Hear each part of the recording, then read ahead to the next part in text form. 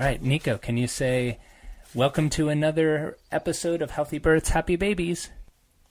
It's a happy episode. Happy babies.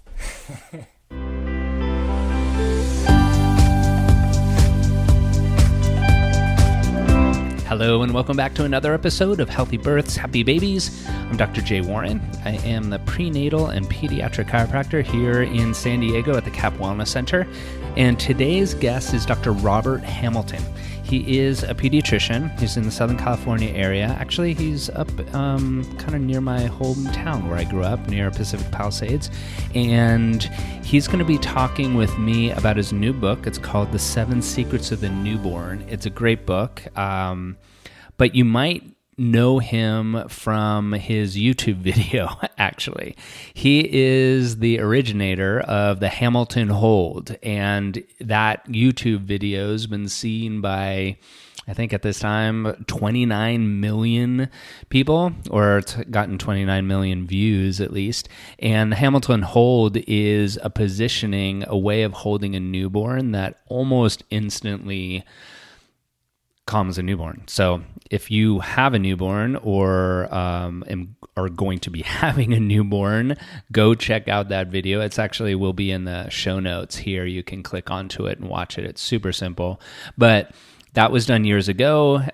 He has now his own book out, as I said, The 7 Secrets of the Newborn, and it's great information. And he is such a heartfelt, heart-centered person. And it's going to be a great conversation. So let me pause for a message real quick, and then I'll introduce him, and we'll get to our conversation. My online course, Connecting with Baby During Pregnancy, has been out for a while now, and I've been getting phenomenal feedback from you women who have been learning these prenatal bonding techniques, putting them to use, and having amazing results. The same kind of results that the women in the Rafi study were getting, where by doing these techniques throughout pregnancy, they were having less anxiety and pain during labor. They're needing less obstetrical interventions, including less C-sections. And then afterwards, the babies are sleeping better, which means you're sleeping better. And postpartum depression was less than 1% in the moms who did these techniques. So go over to my website at drjwarren.com/CWB and learn all about it. I think this course is amazing. I put a lot of effort into it, and I think it'll really help you have a healthier, happier, and more relaxed pregnancy and a gentler yet powerful birth.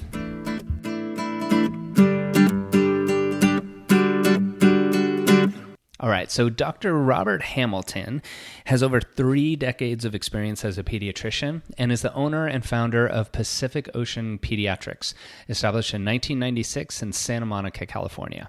Dr. Hamilton is also the creator of the Hamilton Hold, a method for soothing crying babies that's been seen by over 29 million people in this instructional video on YouTube. In addition, Dr. Bob runs the LA Marathon annually to support his medical mission organization, which has been making annual trips to both Africa and Central America for over 20 years. He's also the proud father of 6 children and is the grandpa to 7 more little ones. He lives in Santa Monica with his high school sweetheart, Leslie, to whom he's been married for 45 years. So with no further ado, let me switch over to my conversation with Dr. Hamilton.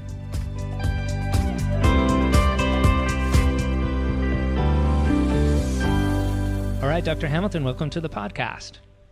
Thank you, Jay. I'm thrilled to be here. Yeah, it's going to be a really fun conversation to have with you. I'm really impressed by your book that's just come out, so congratulations on that.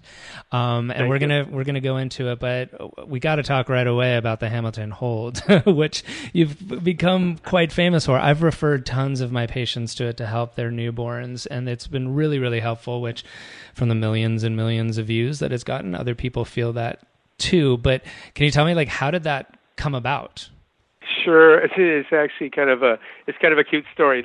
You know, I've been a pediatrician for over 30 years, and one of the things that pediatricians do when we look at children is after we finish examining them, and clearly we're poking them, we're prodding them, we're pushing them around like nobody else does, we make them cry. And so after I would examine a child, I was always challenged by how do you begin a conversation and talk to the family and reassure them that everything's fine with their baby? Well, it's very difficult to do that over a crying child. So as a father of 6 children of my own, I always felt comfortable dealing with children and picking them up and gently holding them. And really over time, I found that if I secured their arms and inhibited the moral reflex, that I could, gently rock them up and down and quiet them down. And then I, started playing with them. I'd shake their bottom and, kind of lift them up and down. And basically, I found that was a very effective method of calming them. And, talking to my friend Harvey Karp, he said, Bob, you're tapping into what they call the calming reflex. And so that it is a method that is tried and true. Yeah, well, I know we've had a number of women.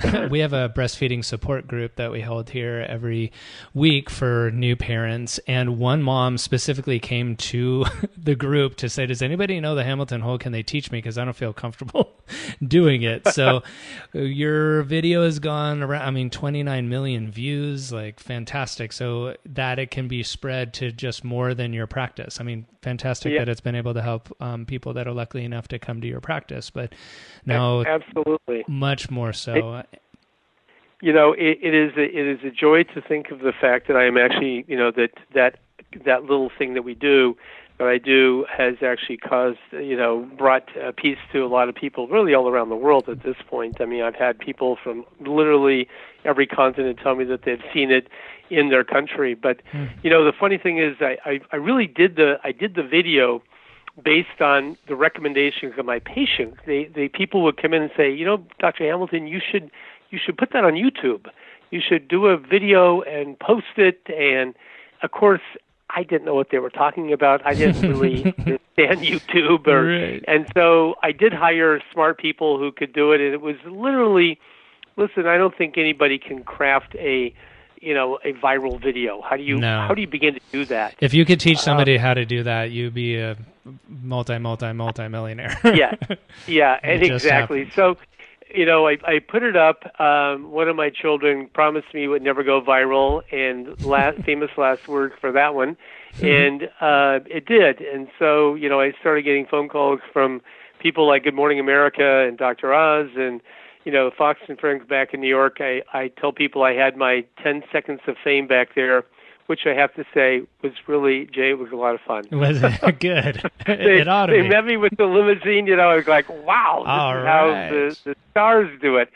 Anyway, it was fun, and you know what? The important thing is trying to help people, calm their children and make sense of crying babies. Right. And that's really where this book comes into play now too, right? About being able to help parents even more so. So let's jump into that. I will definitely, for you listening, if you haven't seen it, if you're one of the few people on the planet that hasn't, I'll have a link in the show notes so people can see it, or just Google Hamilton Hold, they'll be able to find it. But let's go into your book, The 7 Secrets of the Newborn. So congratulations, first of all, on publishing it. How long has it been out now?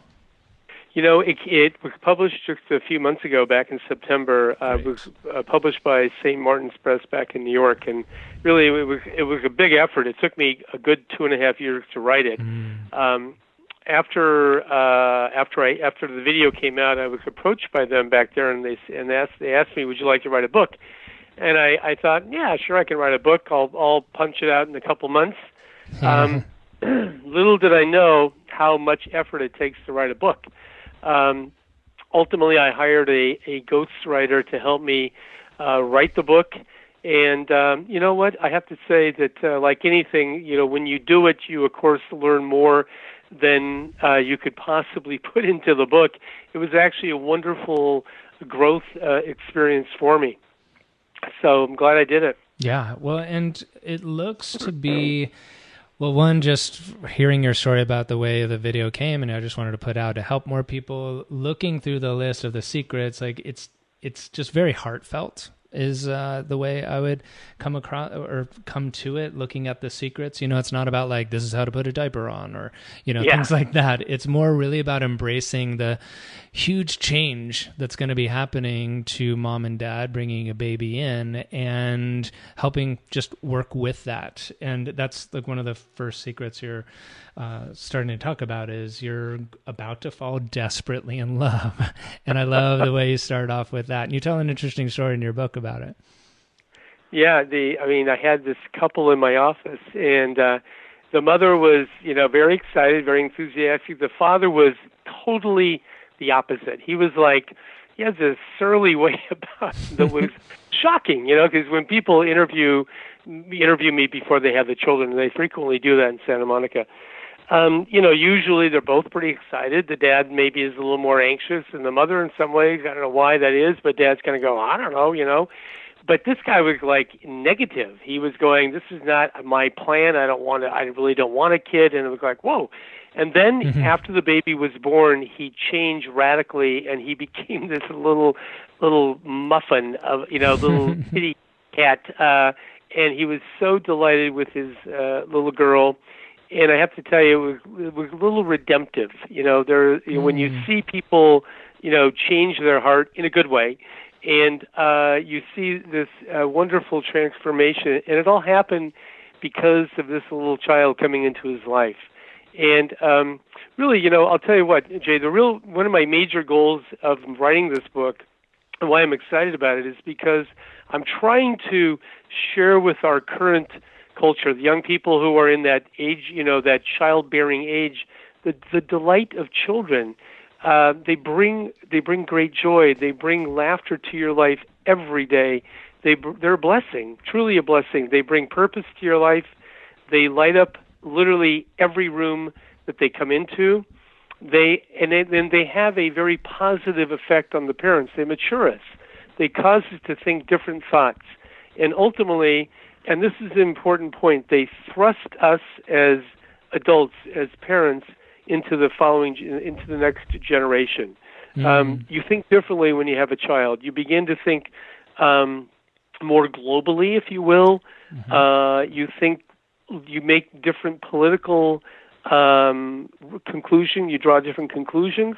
You're thinking about the ramifications of things in a long-term way. I mean, certainly, with the world we turn over to our children, hopefully, and I think this is a universal thing, I think we want to turn over a better world to our children than maybe the one we found. Yes, of course. And by definition, we are thrust into tomorrow.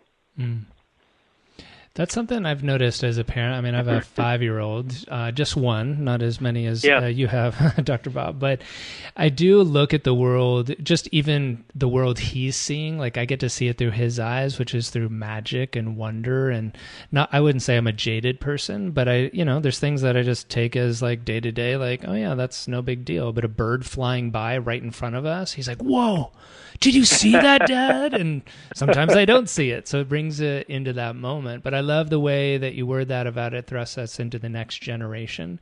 And it puts a bigger times perspective on things, and embracing that like makes a huge difference.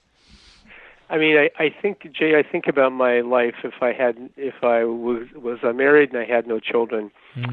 I don't think I'd be doing what I'm doing. I think I would be doing I'd probably be retired. It would be a very different world and life that I'd be living. And, look, I've been blessed. I got married young. We had children young. We have a bunch of them. I now have grandchildren. We have 7 grandchildren. We have another one on the way. Every day of my life is filled with family, is filled with people, is filled with delight, is filled with relationships. And, another major reason why I wrote this book was because I don't want people to miss out. I really don't. I think that, right now, I believe that most people out there have a general sense that they want to have a child, okay? And no matter how jaded they are, to use your word, or however they feel about life, I think that most people, even now, kind of go, you know what? Yeah, I'd like to have a kid someday, but we've kind of put that goal on the back burner, and my goal, my hope is to move it, maybe not to the front burner, Jay. I don't know. I'm not sure I can do that, but I'll be happy with the middle burner. Mm-hmm. If I can just ratchet that up a little tiny bit to a higher goal, a more immediate goal, put it that way. And I say that because I have wonderful women who deliver their first child at 35, 34, 35. And they come into me and I say, "Are you in love?" And they look at me and they go, "Are you kidding me? Am I in love? I'm out of my mind. I'm insanely in love." And then they look at me and they say, "Why didn't anyone tell me how wonderful it was?" I kind of go, "Wow." And I concluded, here's my conclusion, Jay. I want to be the one to tell people. Yeah. I want to be the one to say, you know what? Maybe I'm a voice crying in the wilderness. People kind of go, he's crazy. I mean, whatever. But the idea is I want to be that one where, okay, at least Hamilton told me to have children. Right. I want to be that one. Right. Not just our parents telling us that we should have children so we can have some grandkids already. Other than our parents, yeah, because unfortunately we don't listen to our parents. However, Yes. when you start having children, and you tell me, Jay, don't you appreciate your parents a little bit more after you have a child? I say this all the time, and I actually say it to my mom and dad, to their faces, that I see them in a totally different light. It makes so much more sense now being in the parenting role myself to understand what it was like for them. And I'm only 5 years in, wait until the teen years. But it is like it. Yeah. And I was kind of one of the last of my circle of friends to have kids, and my friends definitely, I don't think I ever had a conversation with them with the quite magic and wonder you just brought to it these last couple of minutes, but they said like, "Oh, Jay, like you're going to love it. Like you're so great with kids and you'll have fun." But there was also the like other part of like, it's the greatest thing in the world and it's the hardest thing in the world. They never said it's the worst thing in the world. They just said it's hard. Yeah. And that's absolutely true. It is hard, but it is so worth it. And I've found every single stage of my son's development has gotten better and better and better. It is right. Really fun. I mean, I'm a one and done myself, but I'm not going to 6. But it is really like one of the biggest parts of my life is being a father to my son. I sometimes do this mind game. I go, "Okay, Jay, you have a child. Okay, imagine this. Okay, you ready? Mm-hmm. No child. Jay, you don't have a child anymore. Yeah. And imagine, do you want that? Would you want that? No way. No. And I think about each of my children, and people say, "Gosh, Hamilton, you have so many children." I go, "Which one of them do you want me to get rid of?" Right. I go, they're wonderful. They're each uniquely beloved by my wife and I. They're uniquely, listen, children add to our lives such wealth and richness is unbelievable. Yeah.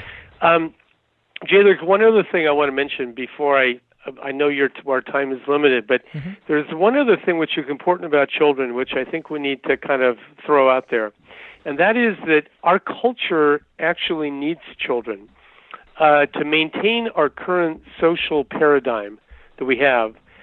Women need to have children, and if we don't have children, the whole, social security, the whole thing that really buttresses the culture goes away.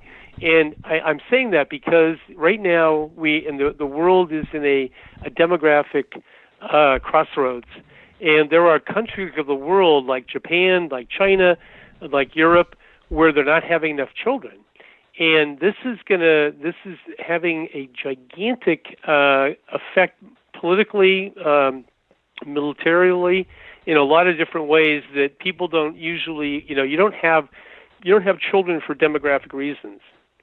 But in you have to be aware of the demography, and basically, in a nutshell, every woman you've ever known, Jay, your old girlfriend, your mother, your sister, everybody you've ever known who's a female, needs to have 2.1 children to sustain the population. Mm. Are you aware of that number? No.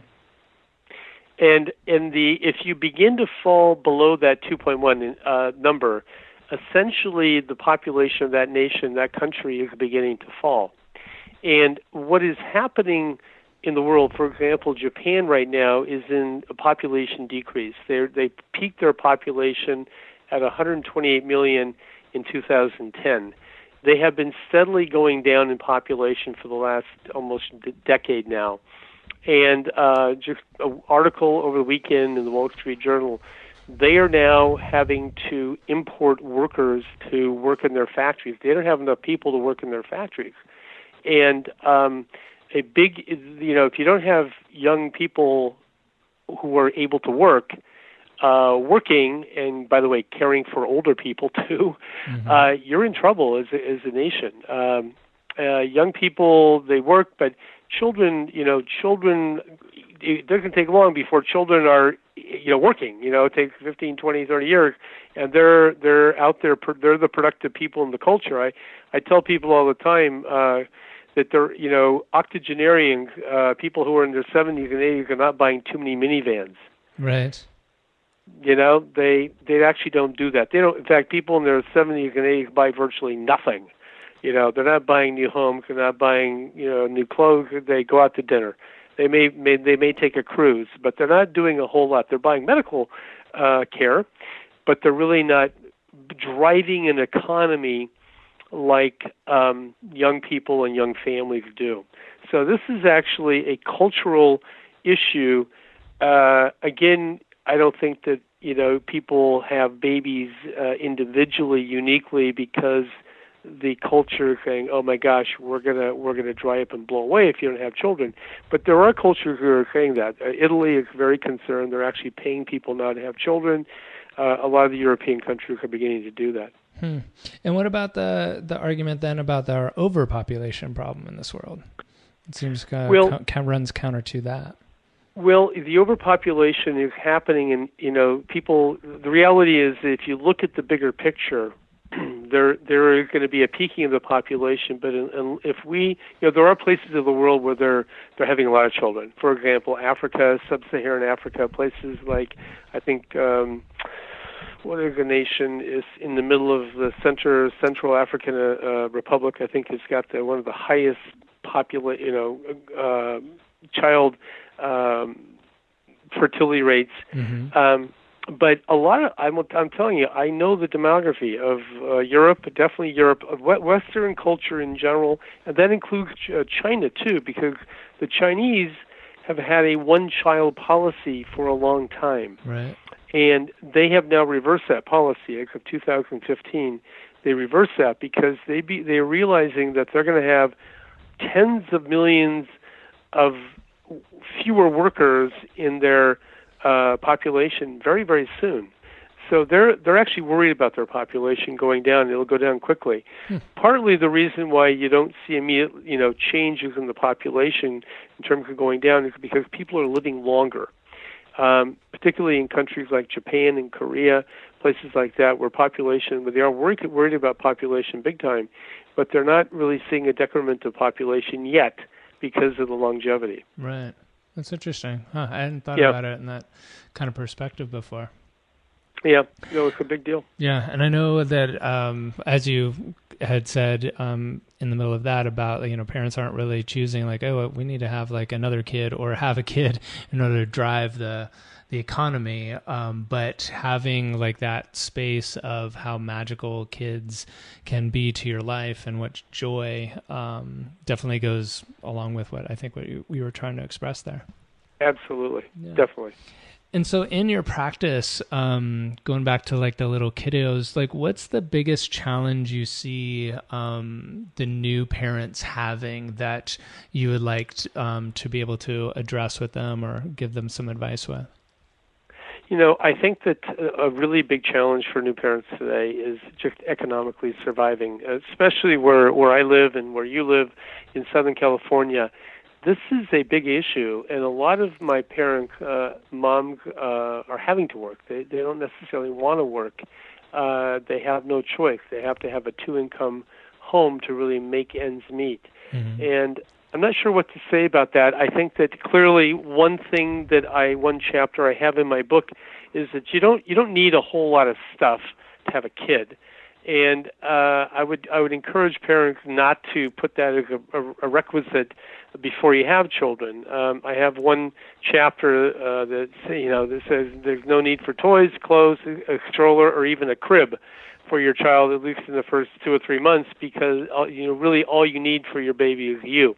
Right. And I believe that, and I think that I would say to young parents is that don't miss out on having children. Number one, if you have to change your lifestyle, if you have to not, whatever that means, and it's so individual, so unique to every couple, do it. Do it. And you can get by on little. I can tell you that because my wife and I did. And I know many young couples, my generation, even now, who are getting by with less. But, having the mothers there for their children is an important thing. And yes, mothers are going to be less productive when they have a child. There's no question. It's very difficult to work the same number of hours when you're a young mom and have a child. You don't want to, frankly. And so it may require decisions about lifestyle that I think in the bigger picture are a great trade-off. Yeah. I do see that like economic pressure of all the things and the stuff that as you go through those first months and even year, you're like, wow, we didn't really even need that or use that. And yes. Second, third, fourth time parents around kind of getting ready for baby to come, like, all right, you got everything all set? And we're like, yeah, we got everything we need. Like, well, I'll remember what I need for a newborn when it comes around. There isn't the grippedness of like having the like wipe warmer and, 1,000 onesies and all the different things that seem so important when you're not in it yet. And I'm definitely a victim of that too. There was plenty of stuff that was on the baby registry that did not need to be there. Yes, indeed. No, I believe me that. And you look back after a year and you kind of go, we never used this one time, Right. I mean, clothes in particular, you look at clothes and all these cute little clothes and then you kind of go, you know what, my kid wore that one time because Right. they grew out of it, in a month. Exactly. So you don't need to go, stock up on a bunch of, infant clothes because they will never wear them. Right. Now, and one point that I wanted to come to, because this is very near and dear to my heart as the dads, you're talking about a two-parent team. Like you had just mentioned, like how important it is for moms to be around for babies. But I'm definitely like a big proponent of dads being really involved. They might not be able to be as, around as much. But speak to that, like what you mean by that two-parent team and what's important there. Absolutely. This is a big issue, Jay, and it does. I see that in my practice all the time, where dads are like, they're gone. What happened to them? Well, they impregnated a woman, and then whatever happened in their life, whatever went through their brain, they didn't fulfill the commitment to the woman or the child, and they kind of disappear, and it brings great sadness to my heart. But it turns out that having a child is a big deal. And to try to do it alone as a single mom is really, really a lot of work. And you really do need that second pair of hands. Now, I happen to be I'm not necessarily a believer that men and women are the same. Some people kind of want you to believe that. I don't believe that. We have a totally different role. And our role is really early on very much a supportive role. We need to be there. We need to love our wives. We need to make sure they're getting rest. We need to kind of protect them from, visitors who overwhelm them or whatever it may be. Lend that extra hand, make sure they're getting a nap. Certainly the first 2 or 3 months, this is very important. As the children age, you end up having that role of you obviously you get more involved as you get older. But fathers play a very critical role in the lives of their children. And frankly, I have to say that this is an idea. This is actually a very biblical idea. The idea of one of the blessings, and this is I'm going to quote a scripture to you, Jay, and this is an indication of God's blessing in a culture. Is this, and I'm quoting, quote, "He will turn," meaning God will turn the hearts of the fathers to their children, and the hearts of the children to their fathers. And you think about that. The idea that the father, fathers who were involved in their children, by the way, raise wonderful children. They really do. The children turn out, they are secure, they're solid, and that is an indication of blessing in the culture when the fathers of the turn their hearts to their children. That is a huge, the advantage of that to a child individually, but to a culture collectively cannot be calculated. Mm-hmm. Well, and I think what you said at the beginning, I believe as well. I think men and women are equal, but they're different, and we have different roles within it. Yes. And more so in my practice, I don't see as much of absent fathers and that they're not around, but I see deer in the headlights fathers a lot of really not knowing how to support or how to help. And I think the more support we can have for the dads that want to be engaged, they just don't necessarily know how to do so, and opening lines of communication with moms about what do you need, what do you don't. And I like working or talking with dads about, in the same way you said, is our provider role and our protector role kicks into gear. And if we can direct that in a positive way, that is actually constructive rather than just annoying, I think makes a huge difference for the whole family unit to start off really strong.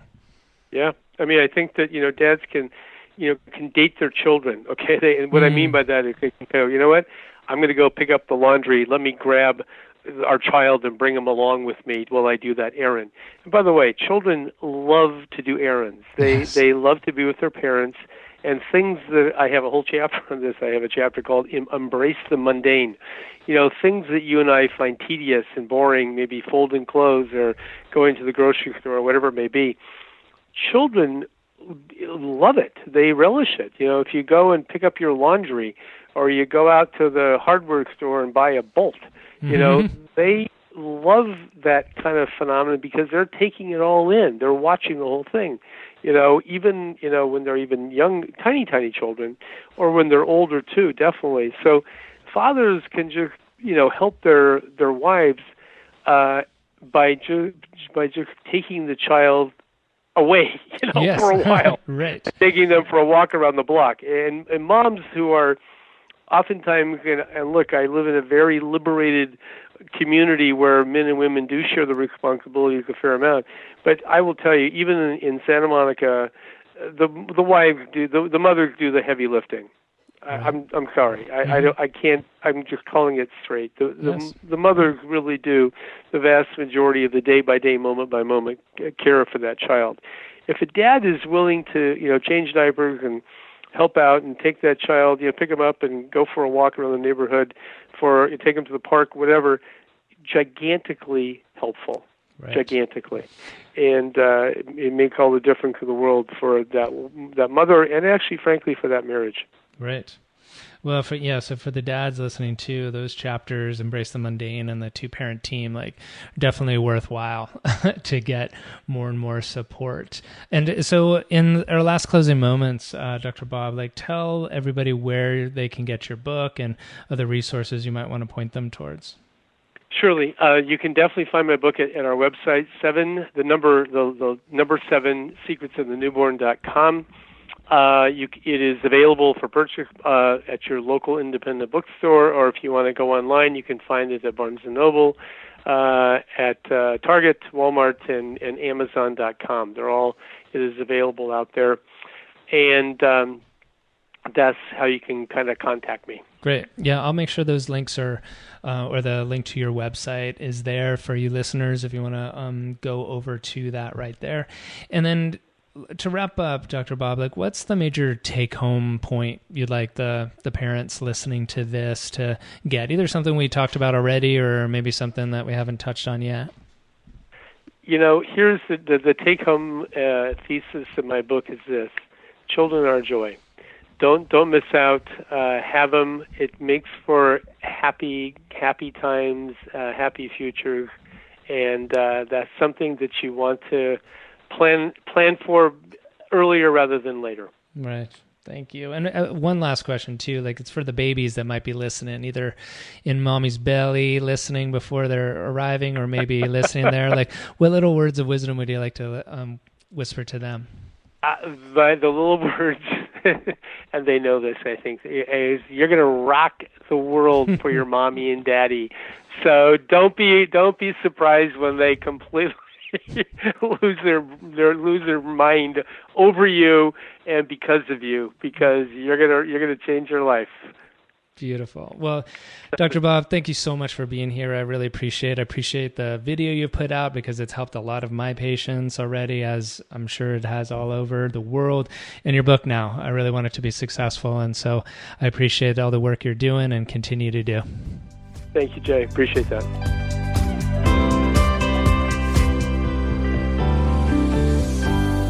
Hi, it's Dr. J again, and I want to thank you so much for listening to the podcast. It's something I really enjoy doing, and I, as a parent, learn a ton from these experts coming on and sharing their wisdom, so I hope you're getting a lot out of it too. And I want to share something else with you. I've created a guide called the 40 Ways to Connect with Your Baby During Pregnancy. It's full of simple things you can do on a day-to-day basis that will help strengthen that bond that you have with your baby. It's a free download. You can go to my website at drjwarren.com/40ways and just enter your email. I'll send it right to you. You can download it and start working on it right away. All of the research that I'm learning in the fields of epigenetics and attachment parenting is showing that the more bonded you are during your pregnancy with your baby, the better the birth is going to go and the better parenting is going to go, because you have that strong foundation, a strong connection to build upon. So go again to my website. It's drjwarren.com/40ways and get that free guide. And again, thanks for listening.